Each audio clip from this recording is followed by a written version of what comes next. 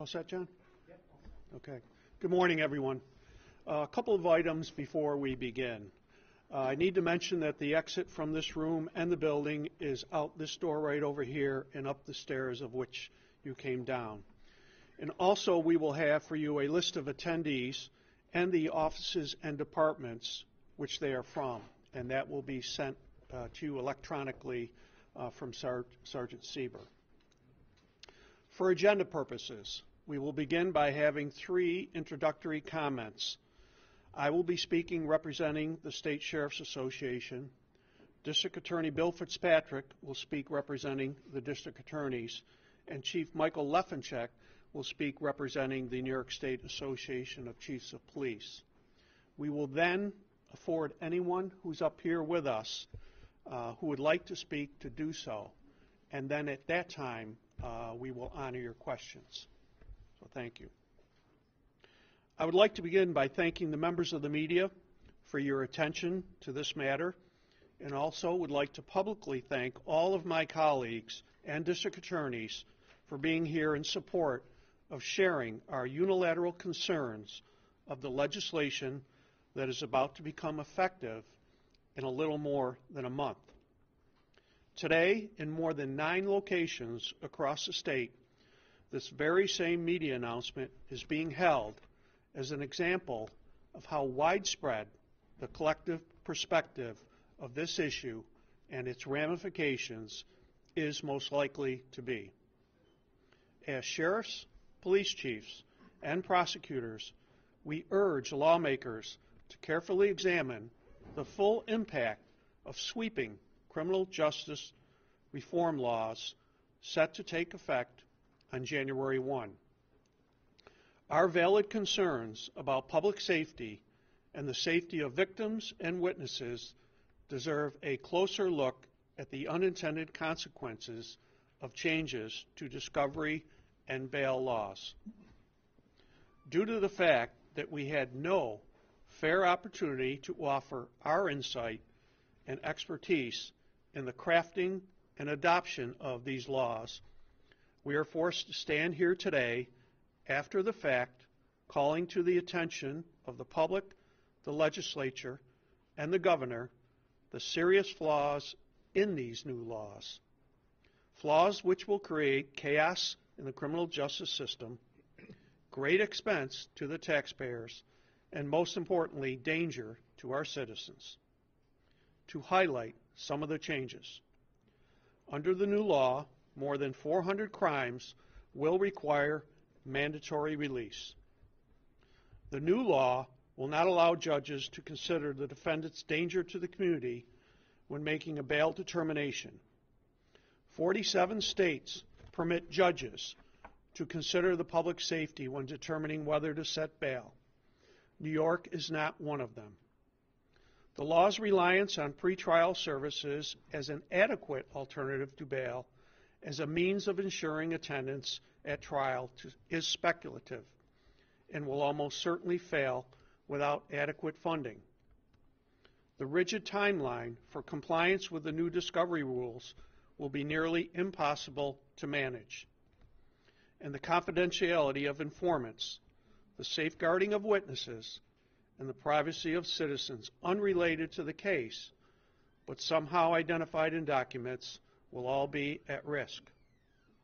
The everyday work of deputies, police officers, and prosecutors is an integral part of maintaining and improving the quality of life for all New Yorkers. All of these offices must be adequately funded and properly staffed. Since this legislation was passed, and as we continue to digest the enormity of these changes and how it will impact our service to the citizens we protect, it is clear how unnecessary this gathering is today. Unnecessary in the meaning that had inclusion, conversation, feedback, and careful consideration happened, then everyone's time would have been better spent carrying out our everyday duties and responsibilities.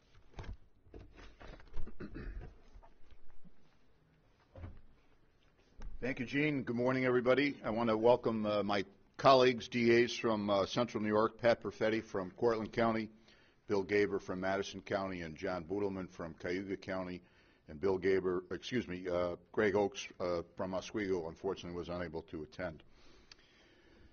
Who has, amongst the 50 states in the Union, the lowest per capita prison population? New York.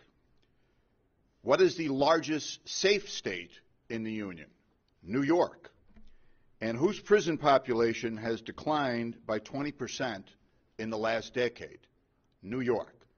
Obviously, with those facts under advisement by the New York State Legislature, they had to do something to correct this horrors.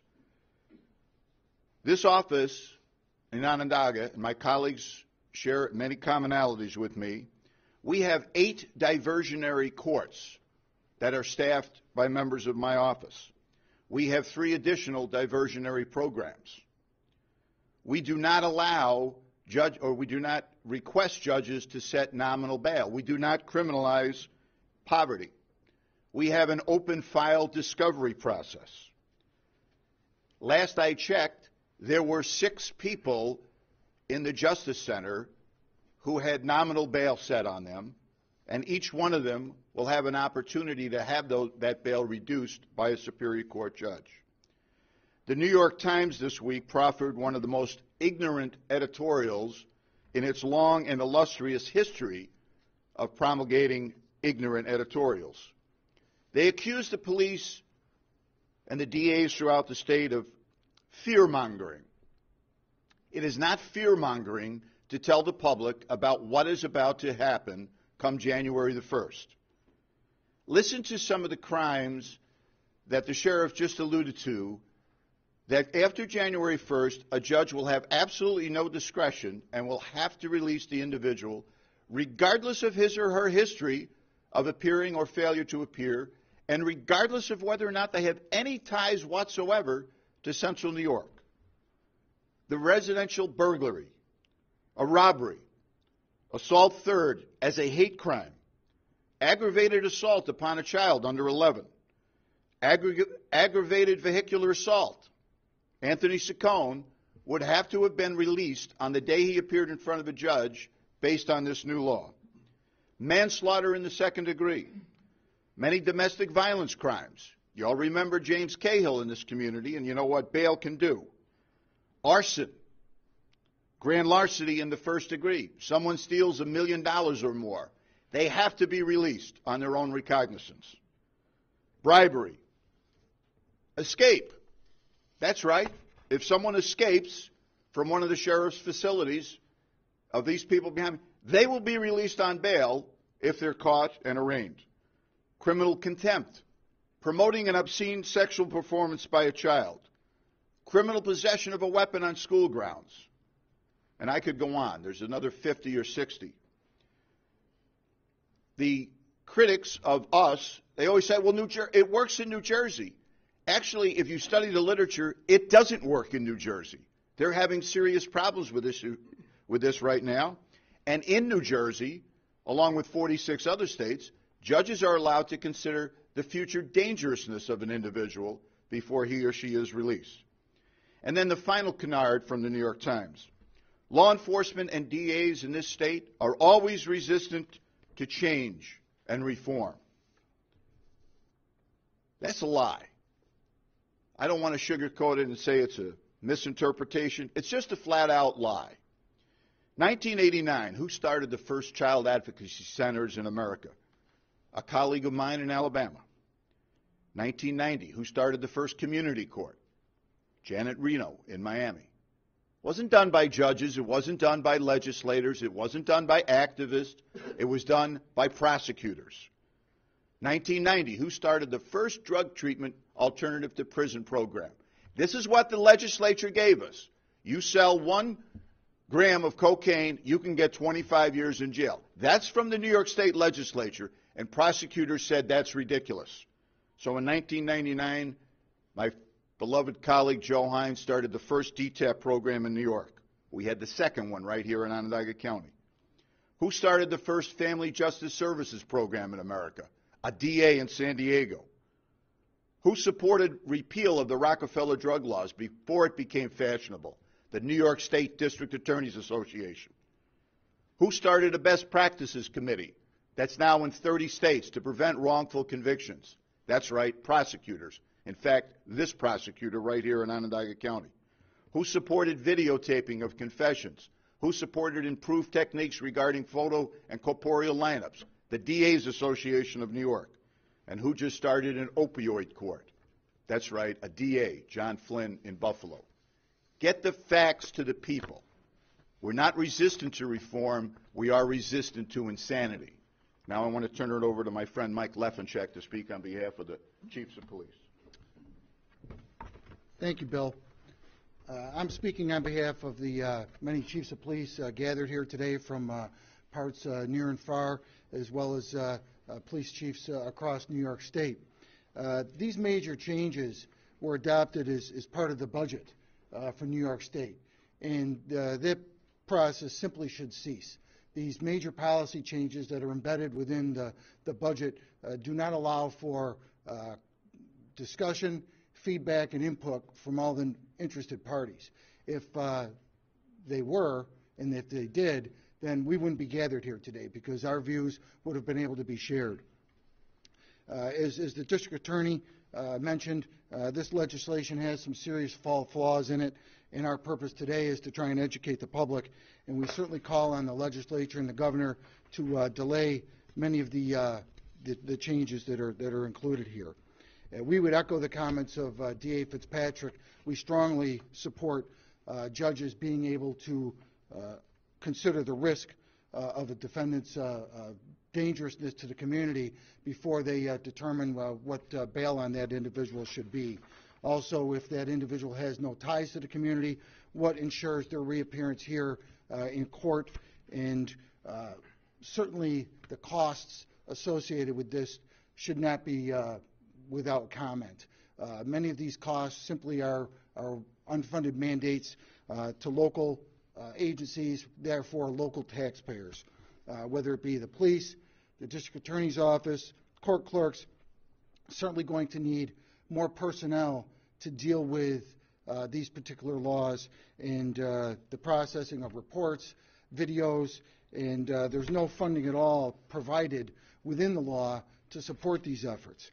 And lastly, we have a strong concern that this may erode confidence within the law enforcement profession and the law enforcement system.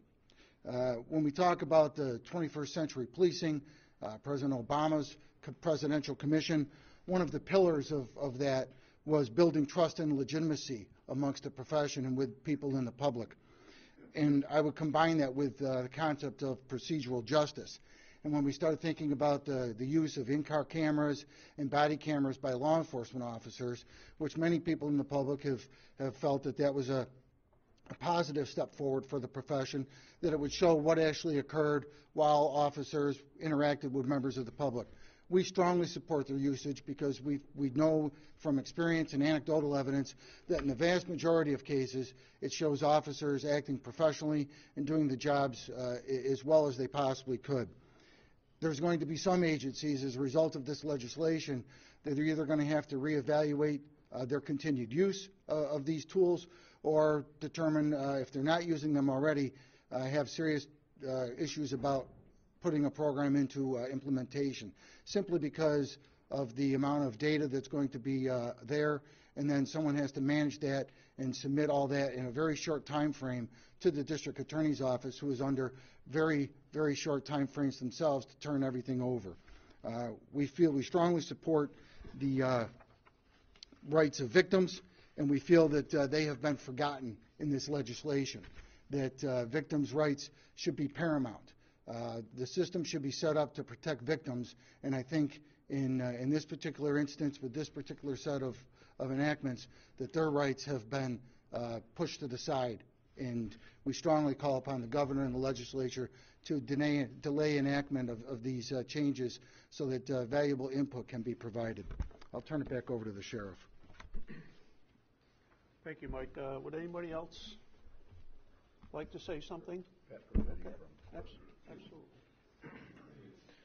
Good morning, ladies and gentlemen. I'm Patrick Perfetti. I'm District Attorney of Cortland County, and I represent perhaps one of the smallest jurisdictions represented up here today.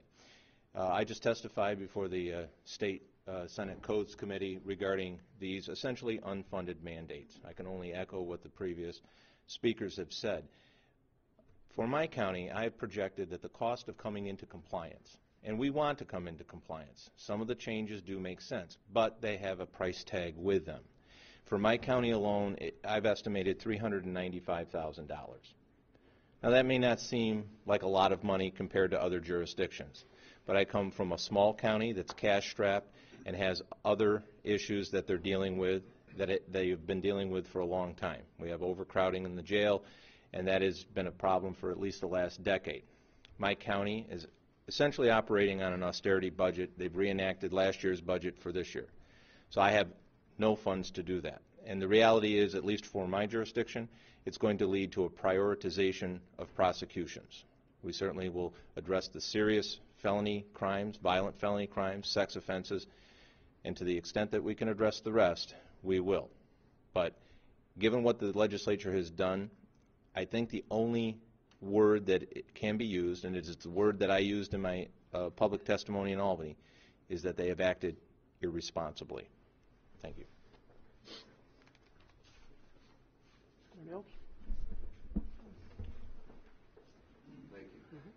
John Boodle, McHugh County District Attorney. And I would echo the issues we have, which is to comply with the law, which is what we do. We would need far more resources because it's about a 10-fold increase in the discovery work that we'd have to do. But I want to talk a little bit about not just victims, but justice in general. We had a case, it's been in the media recently, where an individual had been arrested for an aggravated DWI misdemeanor and a resisting arrest in Wayne County. He was then released without any bail whatsoever, and 3 weeks later, he ended up driving, that was a 2-2, at a 2-1, rear-ended an individual and caused the death of that father of three.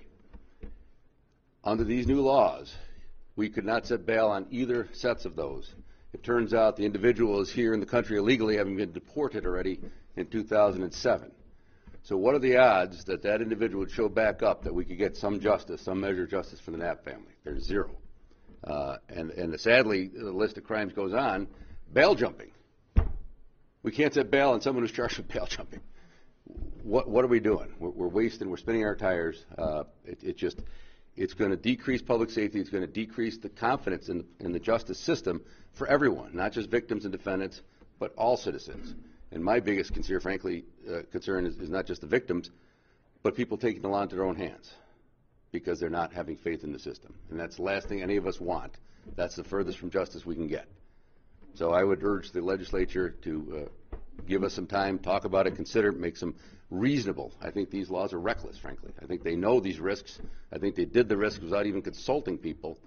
And the citizens in this state need to let their legislators and the governor know they're very concerned about this, and they want it looked at a lot more before it takes effect. Thank you. Anyone else up here?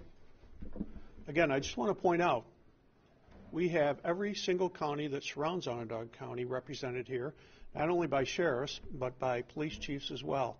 In addition, we have the sheriff and undersheriff of Jefferson County that have driven down here for this event today. My point that I'm making is, whether we have a large agency or a small agency, we are all going to be fiscally impacted by this. And I think it's important to also point out that I don't recall any state legislature, assemblyman, senator, holding any kind of press releases, announcing what's about to come, or how you shouldn't really be concerned or your safety won't be impacted. Nothing. Silence. Which again, I think is part of our frustration that there was absolutely no inclusion in this. We're not asking to change everything that came out, but we probably could have had input that would have mitigated some of the concerns that are going to happen come January 1st. But we will all see once January 1st comes. If nobody else would like to say anything, then we will open it up for questions. Sure. When you consider what's about to happen, how short-sighted is this of Albany to not include any of the process at all?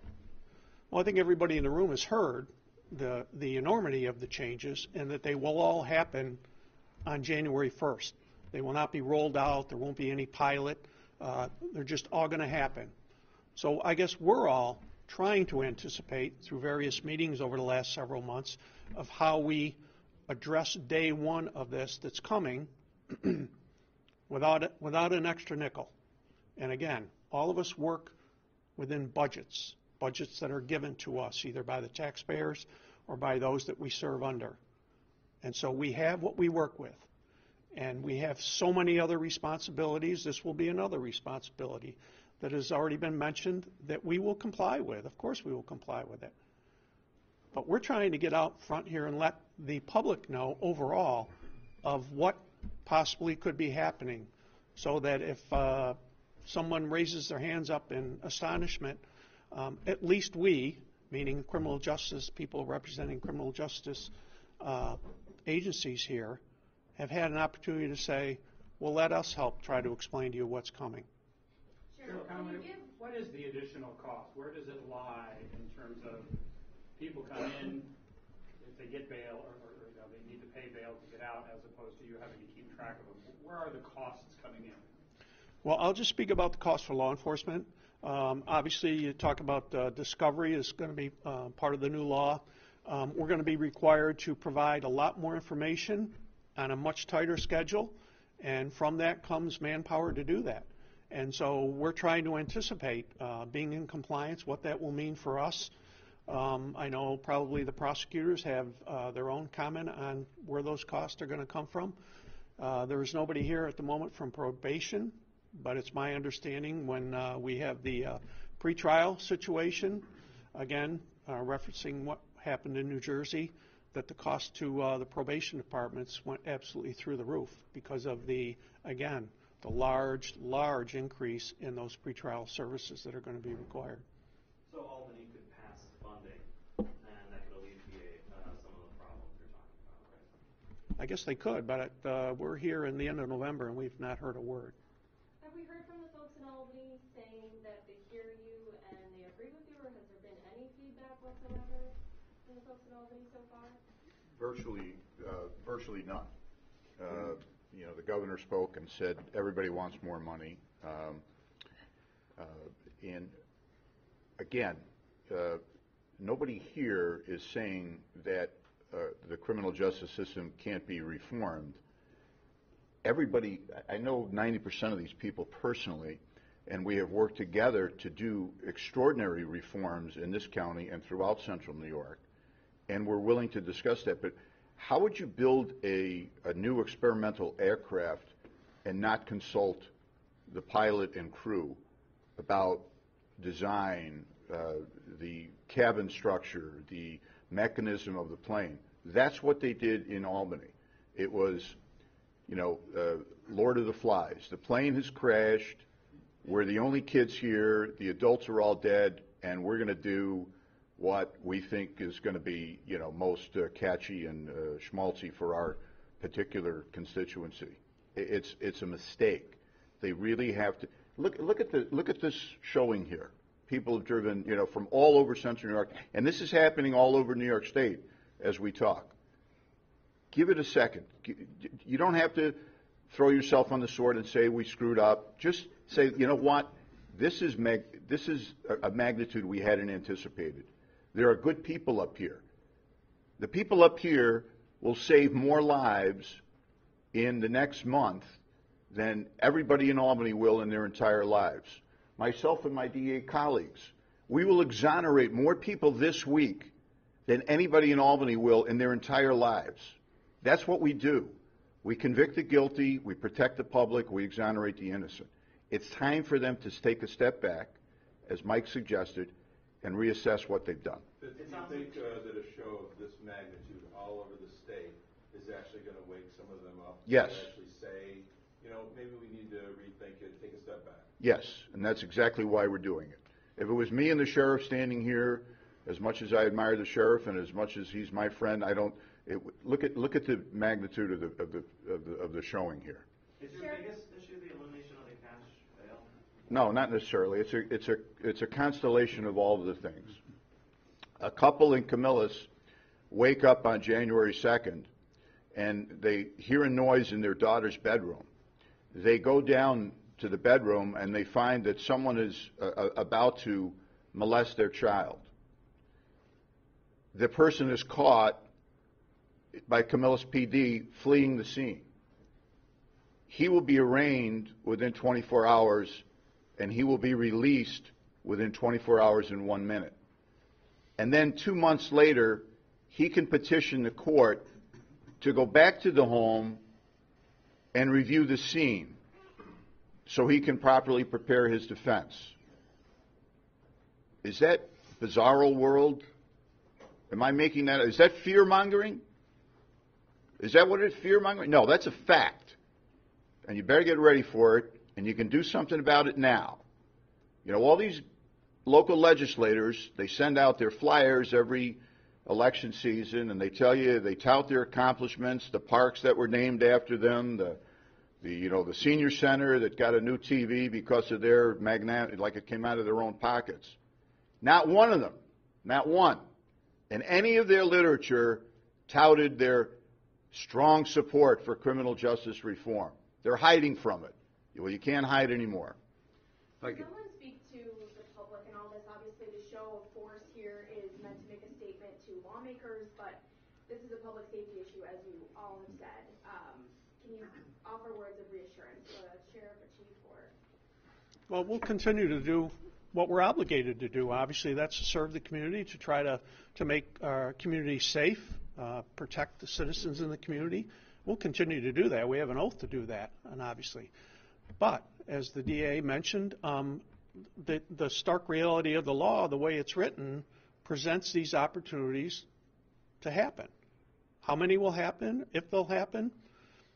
But we'll be the ones that will be called back to that house to say, well, there's someone here that wants to, look in your daughter's bedroom, and oh, by the way, it's the person charged with that crime. And obviously, they'll probably take out their frustration on us, and we just want people to make sure they know who created that situation. Sheriff, was there or maybe Mr. Fitzpatrick, was there a compromise in there where instead of all the crimes under this, there was a set of maybe nonviolent crimes for which bail would have been eliminated so that bail did not become a poverty issue, so that bail didn't mean somebody loses a job because they can't make $500 in bail? Was there a list or a compromise to say, yes, this is an issue? Because people tell me it's an issue. The DA's Association made a very reasonable counter-proposal to the legislature that was completely ignored. We had a list of misdemeanors, nonviolent misdemeanors. But when you talk about misdemeanors and you say, well, everybody should be released, well, that's not exactly accurate, because domestic violence offenders, they often go from DEFCON 5 to DEFCON 1 without any stops in between. And now a judge can't even take those future dangerousness to the victim into consideration. So the answer to your question directly, yes. The State DA's Association and all my colleagues here are on the board of the State DA's Association. We made a very reasonable counter-proposal, completely ignored. I'm sure you've all, had to look at what faces you January 1st and started to, figure out how do you start winding people down so you don't have January 1st X number of people walking out the front door of the jail. In looking at that, do you have a sense of what the impact of this would be on the inmate population here in Onondaga County? Emmett Busbider? Okay, yes, absolutely. I have a comment on that. We have housing units that will hold up to 60 inmates. And we have what's called direct supervision, and there is one deputy that oversees those 60 inmates, up to 60 inmates. And that's the way the facility was designed. January 1st, we could have 30 people in that particular housing unit. I will still need one deputy to watch over the 30 inmates. I will still need deputies to move inmates, whether there's 400 or 200, to the various courts, whether it's city courts, municipal courts. I will still need deputies that will have to staff an infirmary for those inmates who require services that we're obligated to provide. I will still have to have deputies that will have to do hospital details, which is to transport and guard someone up to one of the hospitals if the infirmary here can't handle that. I will still need deputies. So this 400 to 200 or whatever, oh my God, there'll be all kinds of savings. These are ignorant statements made by people who don't want to take the opportunity to come in here and spend a little bit of time with us showing them the operations, the full operations of the Justice Center. I'm all about saving money, but I will try to nip this in the bud right here with all these savings that will come as a result of needing fewer deputies in the Justice Center or layoffs or whatever else people now want to talk about or spread a rumor about. Misguided or not, though, people who advocate for this say there'll just be fewer people incarcerated. And you have an estimate for how many that might actually turn out? Of course I have no estimate, Doug. How do I know? I could piggyback off I don't know today how many people I'm going to have in my facility on Monday. Let me put it a different way. You want to talk about cost savings. Forget about the officers who have to go execute all the bench warrants for people that don't come back to court. Let's think about a serial burglar who does 6 or 8 residential burglaries before we catch him. We lock him up. All of a sudden, the burglaries stop. Maybe for 6 months, maybe for several years, and then they start up again. Right now, that individual will be mandatorily released before the paperwork is done to continue burglarizing other people. So it's not just additional investigations, it's not just additional victims, it's additional prosecutions, it's additional court appearances, it's a whole slew of things. So I don't think you're going to realize a savings, you're just going to realize a deficit in public safety. So many people in law enforcement acknowledge our bail laws are not perfect, there are some holes in the system. What exactly needs to be fixed, and what's the fix other than this? Well, that's a very large question, and it involves an extensive answer. Again, what was said here all along is we are not vehemently opposed to changes. It's the process, and it's the fact that there was no process. 2 years ago, centralized arraignment court. Not opposed to the process of centralized arraignment court, but as the sheriff, I incur a $300,000 bill each year in overtime because there was no funding associated with implementing that change. Good concept, but the support that it takes to get it carried out each and every day, where are the funds for that? If there had been input into, okay, what is going to be the cost? We'll try to find out how to help you with that, because every dollar that I spend is a taxpayer dollar. Any last words anyone wants to say to victims, just in case this does get passed, if people are kind of concerned at this point, saying, I'm not going to be safe starting January 1st? We'll get to that one second. I just wanted to piggyback off that's okay, the comments that the sheriff was making regarding the process. I would circle back to my original comments where I mentioned this was embedded within the budget bill. If this had been a standalone bill that could have been debated, input sought from people in the criminal justice system, all facets of the criminal justice system throughout the legislative season, then we could have had some input. There could have been debate. There could have been mitigations to some of these things that we could have proposed and hopefully been implemented before the passage. But because it was embedded within the budget bill, which means that it needs to be passed within April 1st, so a budget's in place, that's the wrong process for something which has such impact on public policy.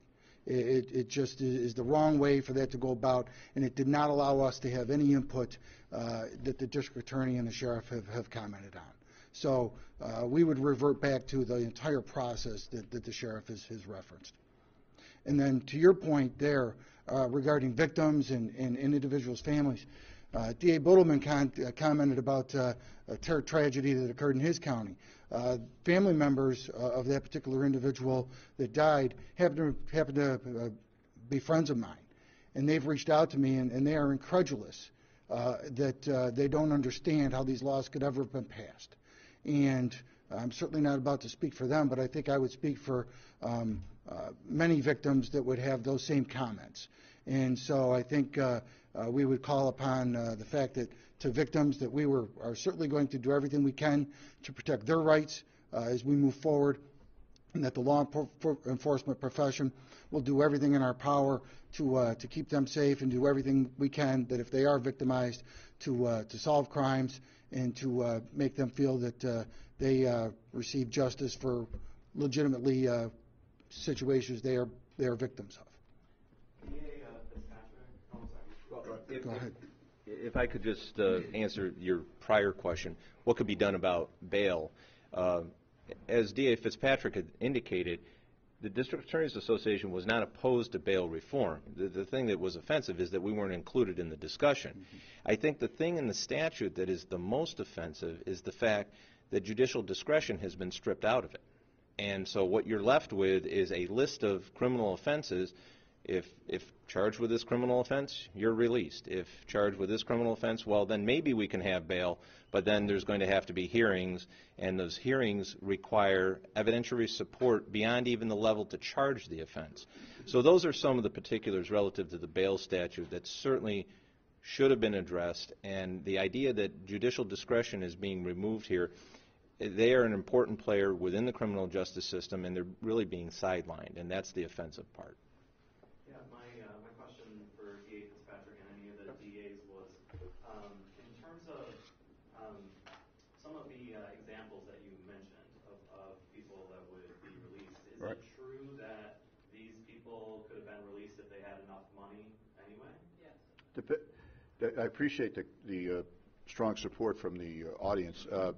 Yeah, I mean, look, some of you are too young to remember Jeff Cahill. He beat his wife with a baseball bat, and we asked for bail based on the existing statute, based on the available evidence of guilt, based on his character, based on his likelihood to reappear, and it was a specific request that was intentionally designed that he not be able to make that bail, and that bail was set.